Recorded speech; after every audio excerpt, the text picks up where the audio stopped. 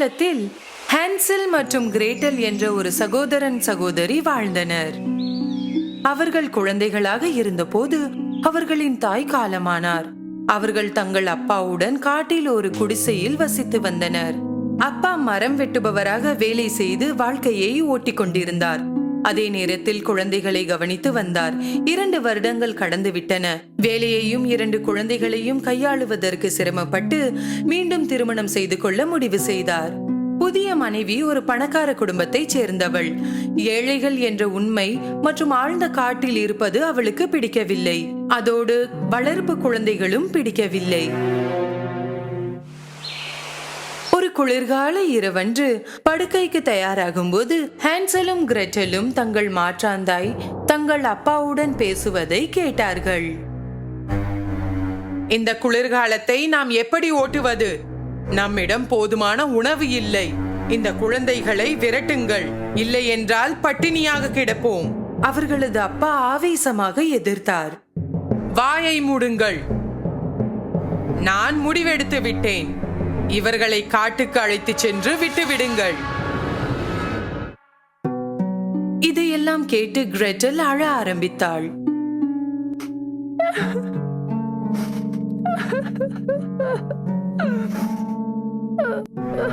அவள் சகோதரன் ஹான்சல் அவளுக்கு ஆறுதல் கூறினான். கவலைப்படாதே கிரெட்டல், வீட்டிற்கு போகும் வழியை நாம் கண்டுபிடித்து விடுவோம்.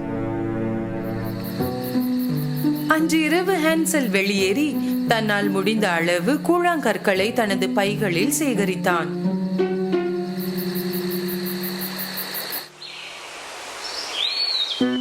காலையில் அவர்கள் அனைவரும் காட்டை நோக்கி நடக்க ஆரம்பித்தனர். அவர்கள் சுற்றுலா செல்வதாக அவர்களின் தந்தை கூறினார். அவர்கள் நடந்து செல்லும் போது யாரும் கவனிக்காத போது திரும்பி வரும் வழியை குறிக்க ஹான்சல் கூழாங்கற்களை கீழே போட்டான். மதியம் அவர்களது அப்பாவும் மாற்றாந்தாயும் தீ பற்றி வைத்துவிட்டு விரைவில் வருவதாக சொல்லி சென்று விட்டனர். ஆனால் அவர்கள் திரும்பி வரவில்லை.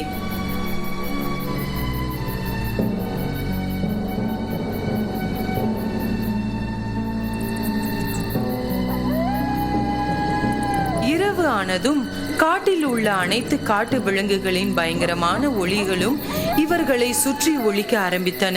நடுங்கிய ஹான்சலும் கிரெட்டலும் நில ஒளி வரும் வரை நெருப்பின் பக்கத்தை விட்டு வெளியேறவில்லை. பிறகு நில ஒளியில் பிரகாசிக்கும் கூழாங்கற்களை பின்தொடர தொடங்கி வீட்டை நோக்கி நடந்தார்கள். நல்ல வேலை செய்தாய் ஹான்சல், நீ ஒரு புத்திசாலி. குழந்தைகள் வீட்டிற்கு திரும்பி வந்த போது அவர்களின் அப்பா மிகவும் மகிழ்ச்சியாகவும் ஆச்சரியமாகவும் இருந்தார். அவர்களுடைய மாற்றாந்தாய் மகிழ்ச்சியாக இருப்பதை போல செயல்பட்டாள். ஆனால் அவளது முடிவில் தீர்மானமாக இருந்தாள். அவர்கள் திரும்பி வந்ததில் அவள் வருத்தப்பட்டாள். 3 நாட்களுக்கு பிறகு மாற்றாந்தாய் மீண்டும் அவர்களை விரட்ட முயற்சித்தாள். இந்த முறை இரவில் அவள் ஹான்சல் மற்றும் கிரெட்டலின் கதவை பூட்டினாள். மேலும் ஹான்சலை மீண்டும் கூழாங்கற்களை சேகரிக்க அனுமதிக்கவில்லை. ஆனால் ஹான்சல் ஒரு புத்திசாலி பையன். அவர்கள் காலையில் காட்டுக்கு நடந்து செல்லும் போது இந்த முறை அவன் முந்தைய நாள் இரவு தனது சட்டை பையில் வைத்திருந்த ரொட்டி துண்டுகளை கீழே போட்டான். நண்பகலில் அவர்களது தந்தையும் மாற்றாந்தாயும் ஒரு சாக்கு சொல்லிவிட்டு சென்று விட்டார்கள். அவர்களை மீண்டும் காட்டில் தனியாக விட்டுவிட்டார்கள். அவர்கள் திரும்பி வரவில்லை என்பதை உணர்ந்த ஹான்சலும் கிரெட்டலும் இருட்டுவதற்கு முன் வீட்டிற்கு செல்ல விரும்பினர். ஆனால் இந்த முறை ரொட்டி துண்டு விட்டு சென்ற பாதையை அவர்களால் கண்டுபிடிக்க முடியவில்லை. அதை பறவைகள் உண்டுவிட்டன. கிரெட்டல் அழ ஆரம்பித்தாள். முதல் முறையாக ஹான்சலும் நம்பிக்கையை இழந்தான். இந்த முறை குழந்தைகள் உண்மையில் தொலைந்து விட்டார்கள். தண்ணியும் உணவும் இல்லாமல் பயத்தோடு அவர்கள் 3 நாட்கள் காட்டை சுற்றி திரிந்தனர். 3ஆம் நாள் பனியை போல் வெள்ளை நிற பறவையை கண்டார்கள். பறவை அவர்களுக்காக அழகிய குரலால் பாடல்களை பாடியது.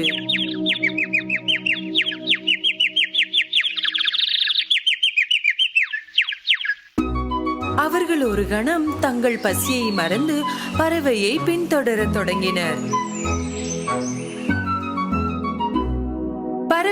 ஒரு வேடிக்கையான தோற்றமுள்ள வீட்டின் முன் அவர்களை அழைத்து வந்தது. இந்த வீட்டில் ரொட்டி சுவர்கள், கேக்கால் ஆன கூரை மற்றும் சாக்லேட் ஜன்னல்கள் இருந்தன மற்றும் சுற்றி வண்ணமயமான கிரீம் கொண்டு மூடப்பட்டிருந்தது. ஹான்சல் மற்றும் கிரெட்டலால் அவர்களின் கண்களை நம்ப முடியவில்லை. வீடு நம்ப முடியாத அளவிற்கு சுவையாக தோன்றியது. குழந்தைகள் எல்லாத்தையும் மறந்துவிட்டு வீட்டை நோக்கி ஓட ஆரம்பித்தார்கள். போது உள்ளிருந்து ஒரு குரல் கேட்டது. என் வீட்டை யார் சாப்பிடுகிறார்கள்? அவர்கள் ஒரு அழகான மற்றும் இனிமையான வயதான பெண்ணை பார்த்தார்கள். அவர்களுக்கு என்ன நடந்தது என்று அவர்கள் அவளிடம் சொன்னபோது அவள் அவர்களுக்காக கவலைப்பட்டு உள்ளே வர சொன்னாள். வீட்டின் உள்புறம் வெளியில் இருந்ததை விட வித்தியாசமாக இருந்தது. அது இருட்டாகவும் பயங்கரமாகவும் இருந்தது. ஆனால் அவர்கள் மிகவும் சோர்வாகவும் பசியுடன் இருந்ததால் கவனிக்கவில்லை. அந்த வயதான மூதாட்டி அவர்களுக்கு எல்லா விதமான உணவையும் கொடுத்தாள். குழந்தைகள் முன்பு எப்போதும் சாப்பிடாதது போல் உணவை சாப்பிட்டார்கள். அன்று இரவு அவர்கள் இதுவரை கண்டிராத மென்மையான படுக்கையில் தூங்கினார்கள். காலையில் எழுந்ததும் வயதான பெண்மணி அங்கே இல்லை. அவர்கள் சுற்றி பார்க்க ஆரம்பித்தார்கள். தாழ்வாரத்தின் முடிவில் அவர்கள் ஒரு சிறிய கதவை கண்டார்கள். அவர்கள் கதவை திறந்தபோது உள்ளே தங்கம் மற்றும் புதையல் நிறைந்த பெட்டிகள் இருந்தன. அவர்கள் ஆச்சரியப்பட்டார்கள். ஹான்சல் உள்ளே நுழைந்து உன்னிப்பாக பார்க்க விரும்பினான்.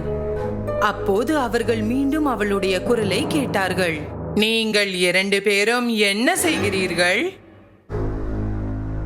அவர்கள் திரும்பிய போது சூனியக்காரியை கண்டார்கள்.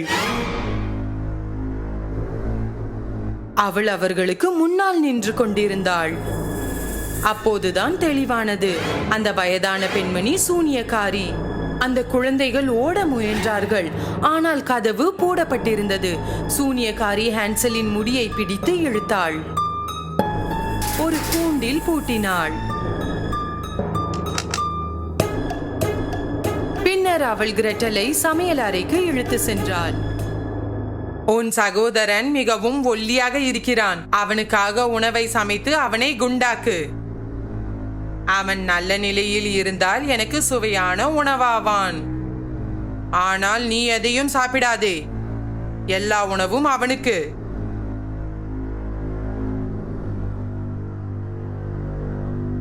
வேறு வழி இல்லாமல் கிரெட்டல் அவள் கேட்கப்பட்டதை செய்தாள். அதிர்ஷ்டவசமாக ஹான்சல் ஒரு புத்திசாலி சிறுவன். அவன் தீய இதய சூனியக்காரியை ஏமாற்ற முடிவு செய்தான். ஒவ்வொரு இரவும் சூனியக்காரி தூங்கிக் கொண்டிருந்த போது அவன் கூண்டின் தரையில் ஒரு குழியை தோண்டி கொண்டிருந்தான். சூனியக்காரி தினமும் காலையில் ஹான்சலை கட்டிப்பிடிப்பாள்.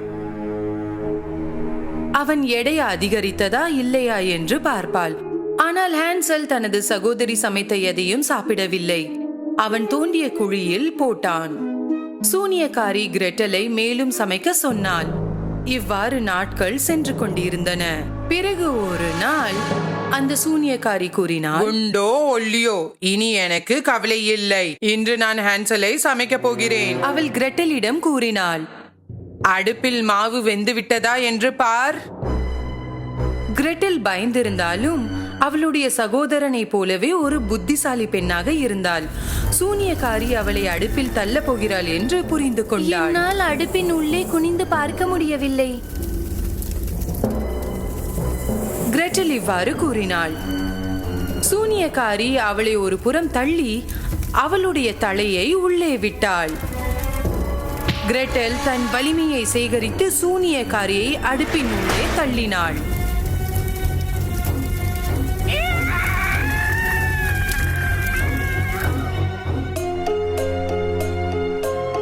சூனியக்காரி சாவியை எங்கே மறைத்து வைத்திருக்கிறாள் என்று கிரெட்டலுக்கு தெரியும்.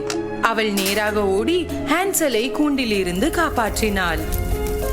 அடுப்பிலிருந்து தீப்பிழம்புகள் வீடு முழுவதும் நிரம்பின. ஹான்சலும் கிரெட்டலும் காட்டை நோக்கி ஓடினார்கள்.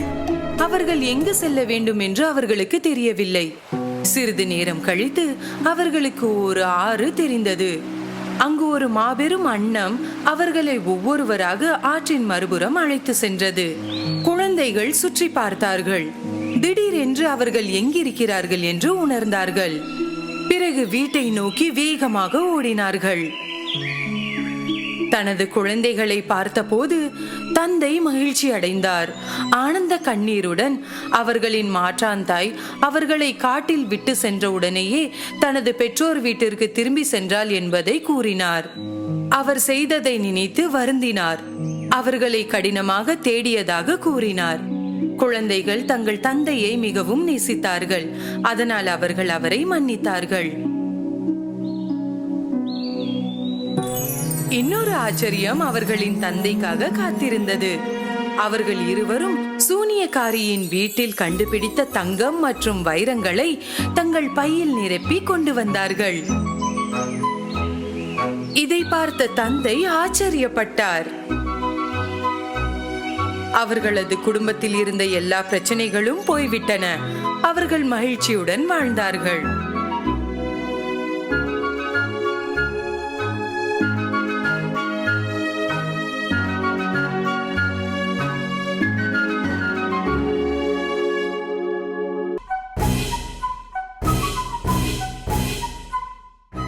ஒரு காலத்தில் ஹைடி என்ற சிறிய பெண் இருந்தாள்.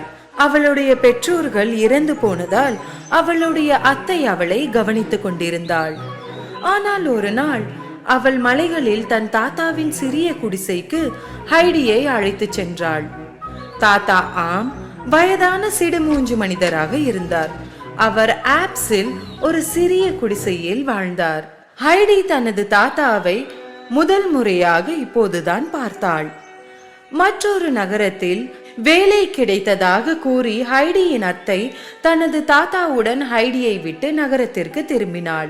தாத்தா மக்களிடமிருந்து தனிமைப்படுத்தப்பட்ட வாழ்க்கையை வாழ்ந்து கொண்டிருந்தார். உண்மையில் அவரது பேத்தி அங்கு இருந்ததில் அவருக்கு மகிழ்ச்சி. ஆனால் அதை ஹைடிக்கு காட்டவில்லை. தாத்தா பரன் மேல் அறையில் ஒரு நல்ல வசதியான படுக்கை தயார் செய்தார். ஹைடி முதல் பார்வையில் இருந்து தன் தாத்தாவை நேசித்தாள். அவளின் மகிழ்ச்சியான நேரங்கள் மலைகளில் ஆரம்பிக்க இருந்தன. காலையில் எழுந்தபோது அவள் தாத்தாவின் பெரிய நாய் ஜோசப்பை பார்த்தாள். ஹைடி ஜோசப்பை நேசித்தாள். பின்னர் ஒரு நாள் அவள் மலையேறி கொண்டிருந்த போது ஆடு மேய்ப்பவனான பீட்டரை புல்வெளியில் சந்தித்தாள். நான் உன்னை இங்கு பார்த்ததே இல்லையே. நேத்து தான் வந்தேன். தாத்தாவுடன் இங்குதான் இருக்க போகிறேன். அடுத்த சில நாட்களில் பீட்டர் தன்னுடன் ஹைடியை புல்வெளியில் ஆடு மேய்க்க அழைத்து சென்றான். அவர்கள் மலைகளில் ஒன்றாக ஏறத் தொடங்கினர். எல்லாமே ஹைடிக்கு புதுமையாகவும் உற்சாகமாகவும் இருந்தது. ஒரு மேய்ப்பவன் எப்படி இருக்க வேண்டும் என்பதை பற்றி பீட்டரிடம் இருந்து நிறைய கற்றுக்கொண்டாள். அதிகம் காட்டவில்லை என்றாலும் தாத்தா ஹைடியை மிகவும் நேசித்தாள். மகிழ்ச்சியாக வயல்வெளியில் விளையாடி களைத்தாலும் அவளது தாத்தாவின் வீட்டு வேலைக்கு உதவ அவள் ஒருபோதும் மறந்து விடுவதில்லை.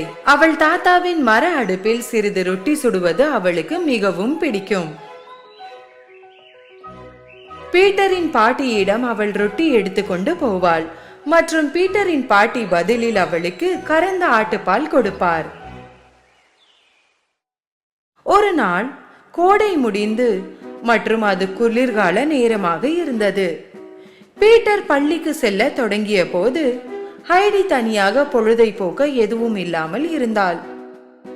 ஒரு நாள் ஹைடியின் அத்தை நகரத்திற்கு மீண்டும் ஹைடியை கூட்டிச் செல்ல வந்தாள். அவள் வேலைக்கு சென்று இவளுக்கு வீட்டில் கல்வி கற்றுக் கொடுக்க நினைத்தாள். தாத்தா முதலில் கோபமடைந்து அதை ஏற்கவில்லை.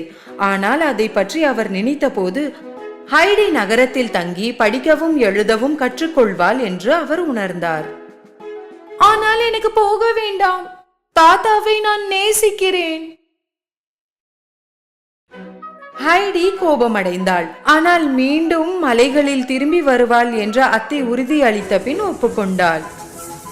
அவரது அத்தை மற்றும் ஹைடி நீண்ட ரயில் சவாரிக்கு பிறகு ஒரு பெரிய மாளிகையில் வந்தனர்.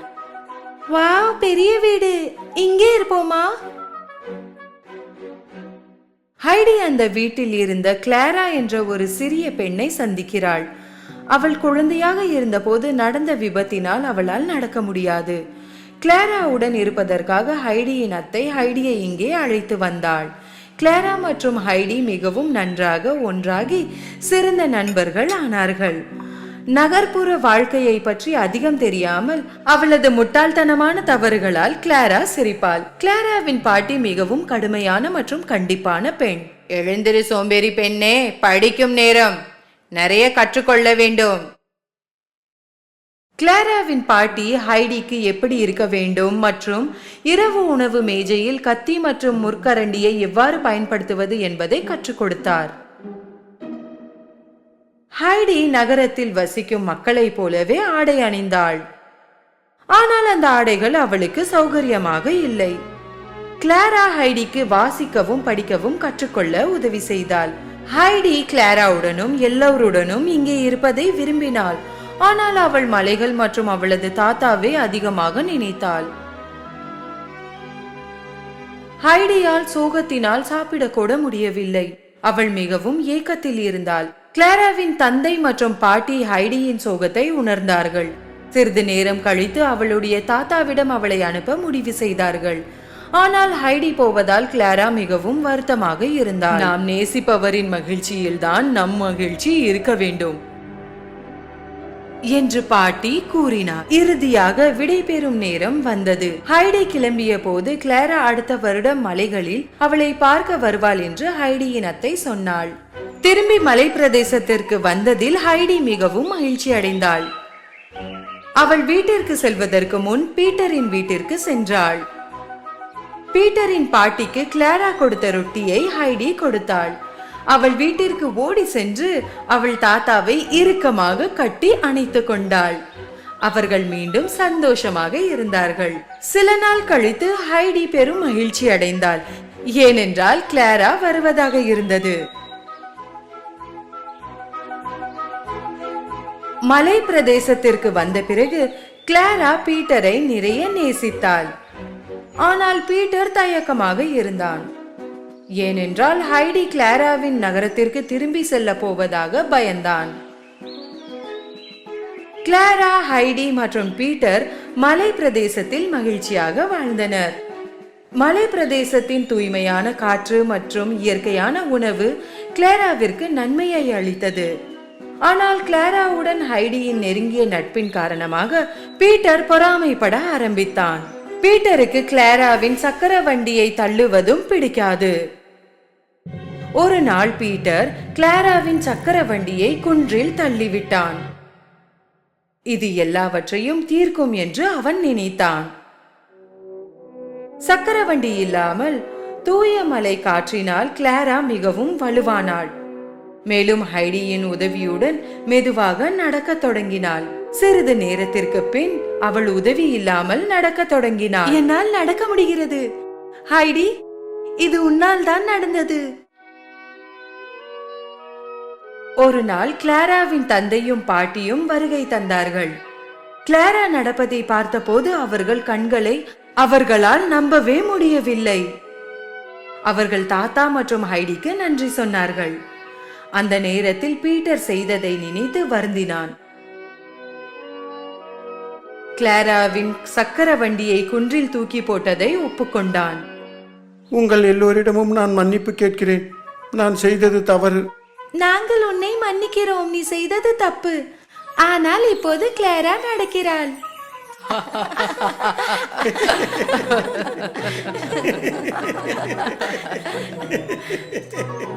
அவர்கள் அனைவரும் சந்தோஷமாக சிரித்தனர்.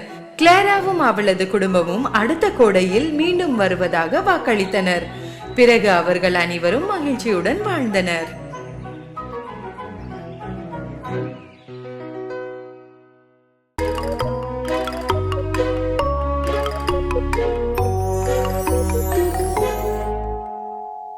ஒரு காலத்தில் ஒரு கழுதையை வைத்திருந்த ஒரு விவசாயி வாழ்ந்தார். இந்த கழுதை தனது உரிமையாளருக்காக நீண்ட காலமாக மாவு மற்றும் கோதுமை சாக்குகளை சுமந்து செல்லும் பணியை செய்தது. ஆனால் ஆண்டுகள் செல்ல செல்ல கழுதை வயதாகி வலிமையை இழந்தது. பண்ணையில் வேலை செய்யும் திறனை அது இழந்து விட்டது என்பதை புரிந்து கொண்டது. ஒரு காலையில் அந்த கழுதை பண்ணையை விட்டு வெளியேறி நீண்ட பயணத்தை தொடங்கியது. எனக்கு இப்ப வலிமை இல்ல, ஆனா இன்னும் இனிமையான குரல் இருக்கு.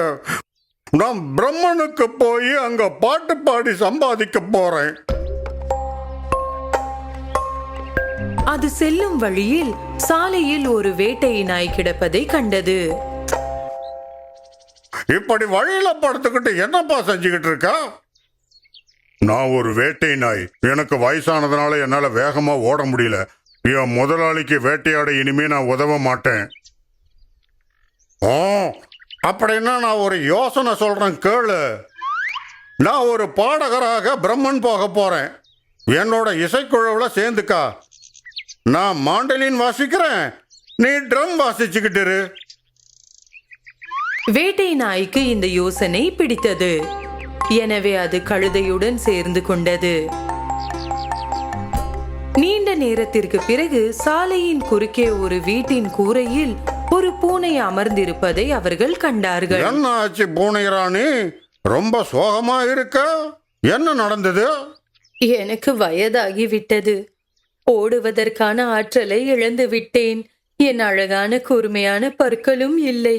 எலிகளை துரத்துவதற்கு பதிலாக நெருப்பு அருகில் உட்கார்ந்து சோம்பேறியாக இருக்கிறேன். எனது முதலாளி என்னை வீட்டை விட்டு வெளியேற்றி விட்டார். அப்படின்னா நீயும் எங்க கூட வரலாம். உங்களுடனா? நீங்கள் எங்கே போகிறீர்கள்? பிரம்மனுக்கு. நாங்க அங்க ஒரு இசைக்குழுவை உருவாக்கி பாடகராக போறோம். பூனைகளுக்கு பொதுவா இசையில ஞானம் இருக்கும். நீ வந்து எங்க கூட ஹார்மோனிக்கா வாசி. பூனைக்கு இந்த யோசனை பிடித்தது. அதனால் அது இசைக்குழுவில் சேர்ந்தது.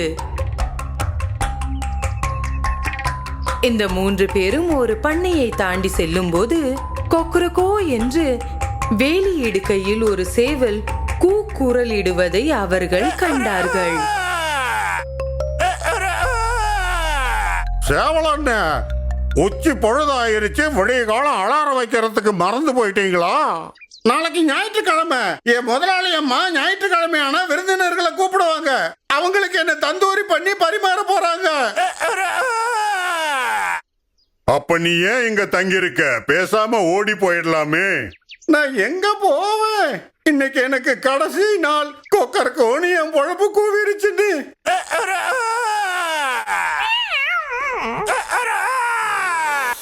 சரி சரி, கூவாத. உன் குரலை இப்படி வீணாக்காத. எங்க கூட பர்மனுக்கு வந்துடு. நாங்க அங்க இசைக்குழுவா உருவாக்குறோம். உன்னோட இனிமையான குரல் எங்களுக்கு வேணும். சேவல் இந்த யோசனையை விரும்பியது. உடனடியாக ஒப்புக்கொண்டது. அது வேலியில் இருந்து குதித்து அவர்களின் பயணத்தில் சேர்ந்தது. அவர்கள் 4 பேரும் சேர்ந்து பயணத்தை தொடங்கினர்.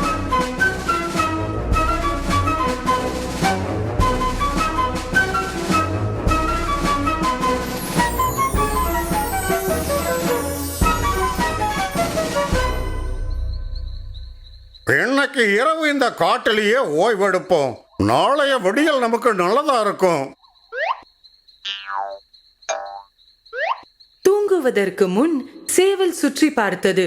மிக உயர்ந்த இடத்தில் இருந்து அது பார்த்தது. அதோ தூரத்துல ஒரு வெளிச்சம் தெரியுது. பக்கத்துல ஏதாவது வீடு இருக்கும். அப்படின்னா நாம அங்க போவோம். எனக்கு இந்த மாதிரி காட்டுல எல்லாம் தூங்கி பழக்கமே இல்லை. ஆமா, அங்க போனா 2 எலும்பு துண்டாவது கிடைக்கும். அனைவரும் சம்மதித்து வெளிச்சம் வரும் இடத்திற்கு நடக்க ஆரம்பித்தனர். இறுதியாக அவர்கள் ஒரு வீட்டிற்கு வந்தார்கள். அவர்கள் அனைவரையும் விட உயரமானது என்பதால் கழுதை ஜன்னலை நெருங்கியது. பிறகு உள்ளே பார்த்தது. ஏதாவது தெரியுதா? சகோதரா, நமக்கு அதிர்ஷ்டம் தான். இங்க ஒரு பெரிய டைனிங் டேபிள் இருக்கு. அப்போ அதிர்ஷ்டம் தான். அதுல பல வகையான சாப்பாட்டு பொருட்களும் குடிக்கிறதுக்கும் வச்சிருக்காங்க. என் வாயில் எச்சில் ஊறுகிறது. சரி, வாங்க வாங்க உள்ள போவோம். அட கொஞ்ச நேரம் இருங்கப்பா. யாரோ 4 கொள்ளக்காரங்க கையில துப்பாக்கியோட சாப்பிட்டுக்கிட்டு இருக்காங்கப்பா. இப்ப நாம எப்படி சாப்பிடுறது? கொள்ளையர்கள் என்ற வார்த்தையை கேட்டு அவர்கள் அனைவரும் வருந்தினார்கள். எதுக்கு இவங்க வந்து தொலைஞ்சாங்க? எனக்கு இப்ப பயங்கரமா பசிக்குது. வாங்க திரும்பவும் காட்டுக்கு போவோம்.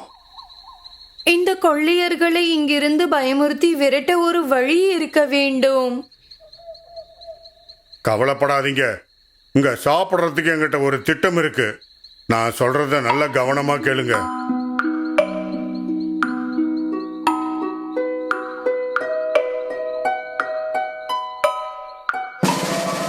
நான்கு நண்பர்களும் ஒருவருக்கொருவர் மேலே ஏறி ஒரு கோபுரத்தை உருவாக்கினர்.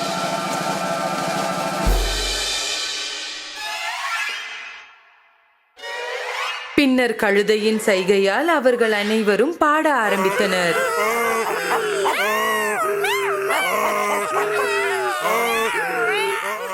இந்த பயங்கரமான சத்தம் கேட்டதும் கொள்ளையர்கள் பயத்துடன் அலறி குதித்தனர். நான்கு நண்பர்களும் ஜன்னலை உடைத்து ஒரு பெரிய சத்தத்துடன் உள்ளே குதித்தனர். ஓடுங்கப்பா, ஓடுங்க, ஓடுங்க, ஓடி உயிரை காப்பாத்திக்கங்க, சீக்கிரமா ஓடுங்க.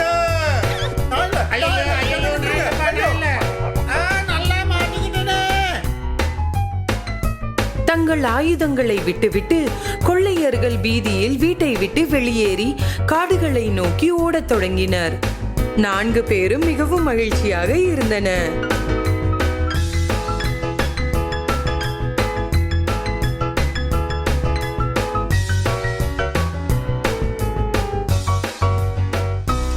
அவர்கள் உடனடியாக மேஜையில் உட்கார்ந்து கொள்ளையர்கள் விட்டு சென்ற சுவையான உணவை சாப்பிட்டார்கள். உணவுக்கு பிறகு அவர்கள் அனைவரும் தூங்குவதற்கு ஒரு வசதியான இடத்தை தேடினார்கள். அவர்கள் எல்லா விளக்குகளையும் அணைத்துவிட்டு படுக்கைக்கு சென்றார்கள். நள்ளிரவானது.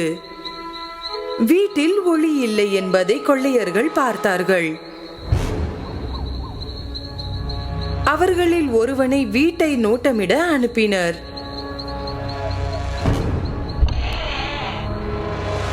மிகவும் அமைதியாக இருப்பதை கண்டறிந்து விளக்கை ஏற்ற அந்த கொள்ளைக்காரன் விரும்பினான். அவன் ஏற்றியவுடன் பூனை அவன் மீது குதித்து நகங்களால் முகத்தை சொரிந்த போது நாய் காலை கடித்தது. அந்த சத்தம் அனைவரையும் எழுப்பியது. சேவல் கூவத் தொடங்கியது.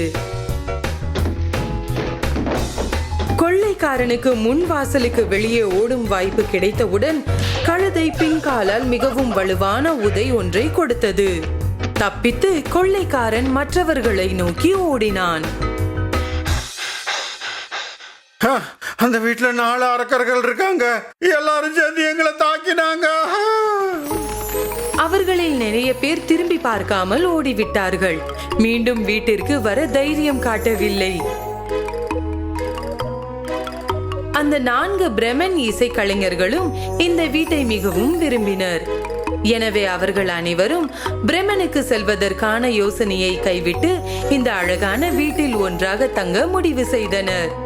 அங்கு அவர்கள் தங்கள் நாட்களை பாடி இசையமைத்து கழித்தனர். ஒரு கிறிஸ்துமஸ் கேரல். ஒரு புத்தாண்டன்று மக்கள் எங்கேயோ செல்வதற்கு மும்முரமாக இருந்தார்கள். ஒரு எரிச்சலான வயதான மனிதர் மிஸ்டர் ஸ்க்ரூஜ் தனது பணியிடத்தில் இருந்து ஜன்னலுக்கு வெளியே பார்த்து கொண்டிருந்தார். என்ன முட்டாள்தனம்! மக்கள் அனைவரும் குளிரில் ஓடுகிறார்கள். எனக்கு இந்த புத்தாண்டு தினமே பிடிப்பதில்லை. மிஸ்டர் ஸ்க்ரூஜ் தனது மேஜையில் அமர்ந்து அவருக்கு பணம் கொடுக்க வேண்டிய அனைத்து மக்களின் பட்டியலையும் சரிபார்க்க தொடங்கினார். தயக்கத்துடன் அவரது உதவியாளர் அவரை அணுகி வந்து கேட்டார். இன்னைக்கு நான் கொஞ்சம் வீட்டுக்கு சீக்கிரமா போலாமா சார்? இன்னைக்கு புத்தாண்டு என் மகனுக்கு ஏதாவது பரிசு வாங்கிட்டு போகணும். முடியாது, போக முடியாது. பரிசு வாங்குறாங்களாம். ஓய் வேலையை பாரியா, கடைசி நாள் வரைக்கும் ஏன் நீ வாங்கல? இதை முதல்லயே நீ வாங்கி இருக்கணும். மிகுந்த சோகத்துடன் அவரது உதவியாளர் வேலைக்கு திரும்பினார். அந்த நேரத்தில் கதவை தட்டும் சத்தம் கேட்டது. அவரை போலவே எரிச்சலான அவரது நாய் வாசலை நோக்கி குரைத்தது. மிஸ்டர் ஸ்க்ரூஜின் உதவியாளர் கதவை திறந்தார். அவரது சகோதரியின் மகன் அவரை பார்க்க வந்திருந்தான். புத்தாண்டு விருந்துக்கு அவரை அழைத்தான். ஆனால் மிஸ்டர் ஸ்க்ரூஜ் புத்தாண்டுகளை விரும்பாத காரணத்தாலும் கொண்டாட்டங்கள் முட்டாள்தனமானவை என்று நினைத்ததாலும் எப்போதும் போலவே அவர் செல்ல மறுத்துவிட்டார். அந்த பையன் சென்ற பிறகு அவரது கதவு மீண்டும் தட்டப்பட்டது.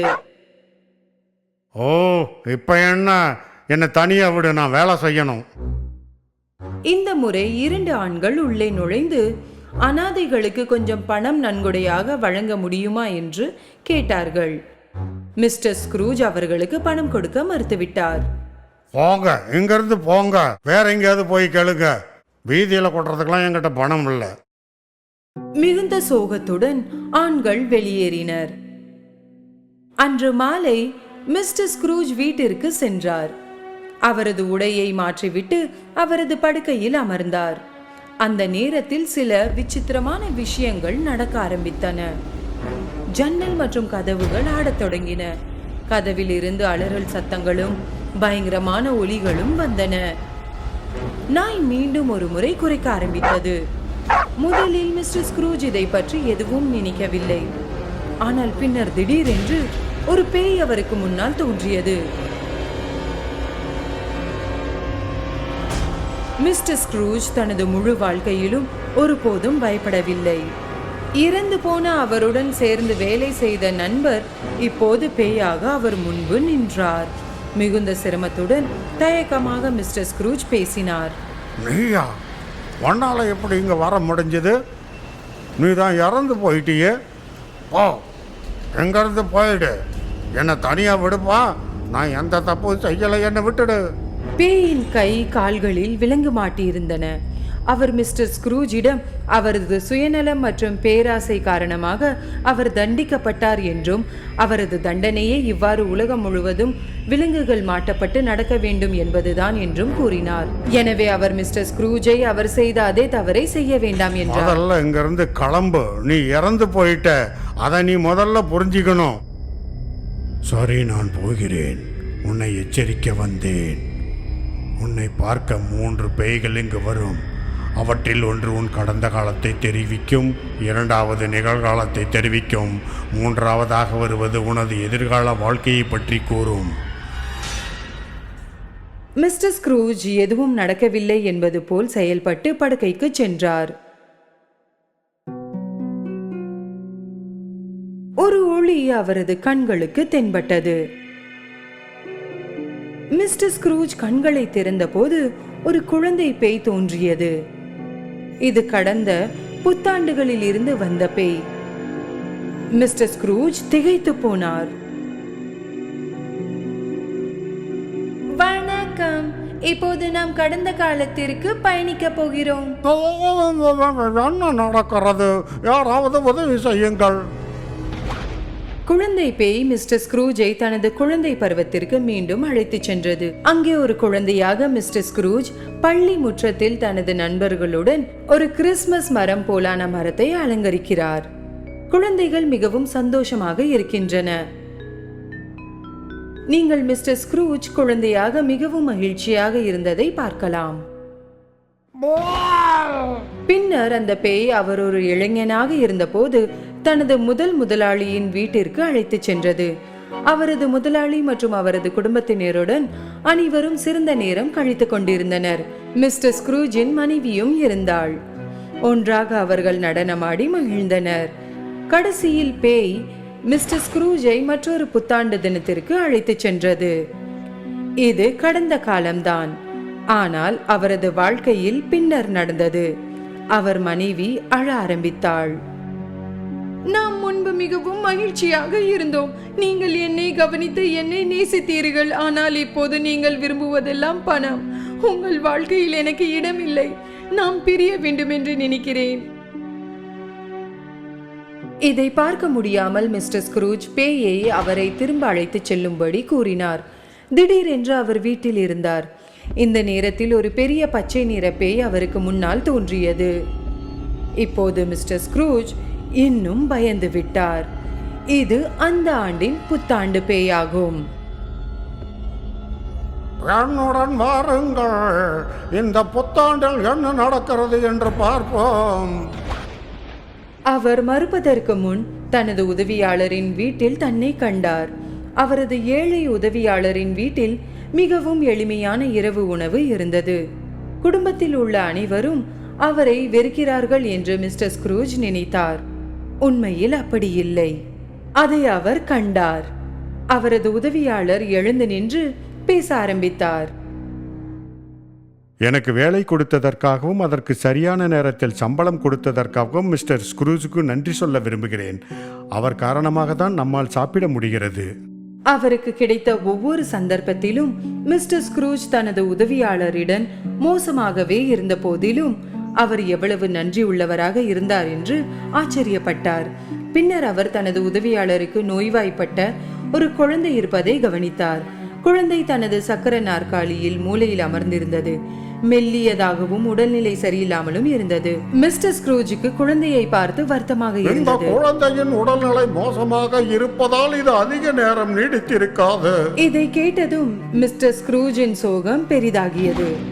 பின்னர் பேய் அவரை அவரின் சகோதரியின் மகன் வீட்டிற்கு அழைத்துச் சென்றது. அவரது குடும்பத்தினர் அனைவரும் மிகவும் சந்தோஷமாக சாப்பிட்டுக் கொண்டிருந்தார்கள். அவர்கள் அவருக்காக ஒரு காலியான நாற்காலியையும் வைத்திருந்தார்கள். மாமாவும் நம்ம கூட இருந்திருக்கணும்.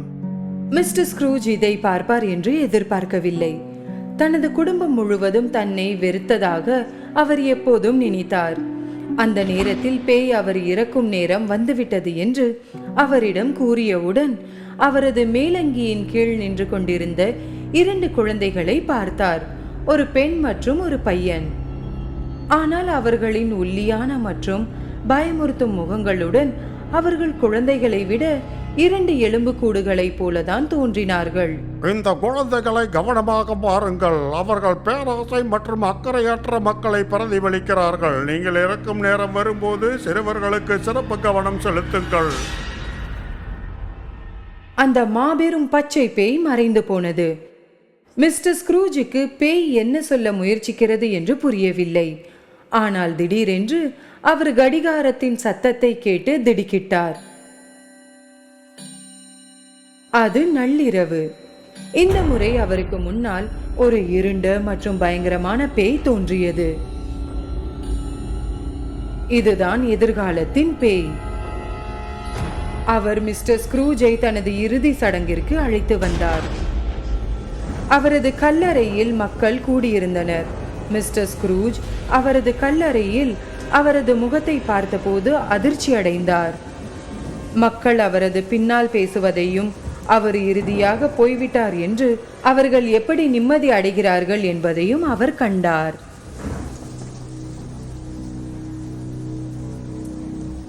அந்த தருணத்தில் மிஸ்டர் ஸ்க்ரூஜ் பின்வந்த ஆண்டுகளில் அவர் இன்னும் மோசமான நபராகிவிட்டார் என்பதை உணர்ந்தார்.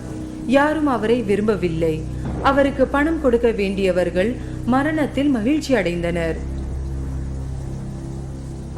பின்னர் அவர் தனது உதவியாளரின் மகனின் கல்லறையை பார்த்தார். அவரை போலல்லாமல் அந்த கல்லறையில் பூக்கள் நிறைந்திருந்தது. மேலும் அதை பார்க்க அவரால் நிற்க முடியவில்லை. அவரை திரும்ப அழைத்துச் செல்ல பேயை கேட்டார். தயவு செய்து என்னை திரும்ப அழைத்துச் செல்லுங்கள். இப்போதுதான் எனக்கு புரிகிறது. என் வாழ்க்கை முறையை மாற்றிக்கொள்ளப் போகிறேன். முன்பிருந்த முட்டாளான வயோதிகனாக நான் இருக்க மாட்டேன். இது சத்தியம். திடீரென்று அவர் வீட்டில் இருந்தார். அதிர்ஷ்டவசமாக நேரம் இன்னும் 12 ஆகவில்லை. அவரது நாய் குரைக்க ஆரம்பித்தது. மிஸ்டர் ஸ்க்ரூஜ் அதே நாளில்தான் இருப்பதை கவனித்தார். சில விஷயங்களை மாற்ற அவருக்கு இன்னும் நேரம் இருந்தது. மிகுந்த மகிழ்ச்சியுடன் அவர் தெருவில் குதித்தார். முதலில் அவர் கசாப்பு கடைக்கு சென்றார். அவர் ஒரு பெரிய வான்கோழியை வாங்கி தனது உதவியாளரின் வீட்டிற்கு அனுப்ப சொல்லி கேட்டார். பின்னர் அவர் ஒரு பொம்மையை வாங்கி அதை அவருடைய உதவியாளர் மகனிடம் கொடுக்க சொல்லி கேட்டுக்கொண்டார். பின்னர் அவர் ஓடி வந்து தனது சகோதரியின் வீட்டிற்கு சென்றார். அவர் தனது சகோதரியின் மகன் அழைத்த விருந்தில் கலந்து கொண்டார். அந்த இரவில் அவர்கள் அனைவரும் ஒன்றாக புத்தாண்டை கொண்டாடினார்கள்.